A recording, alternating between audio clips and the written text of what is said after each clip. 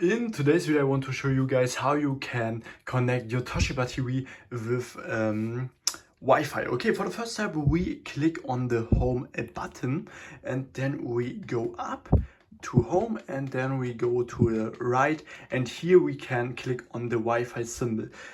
But we can do this, or we go on settings and then we also can click on network and internet, and here we look for our Wi-Fi. So for the first step we have to turn Wi-Fi on, and then we can click on our Wi-Fi.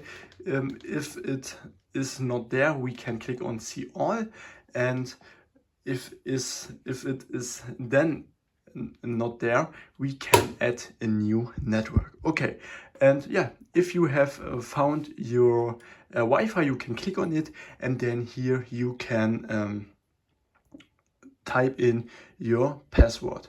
Okay, if I could help you with the video, please leave a like and subscribe. It would help me a lot, and then see you next time.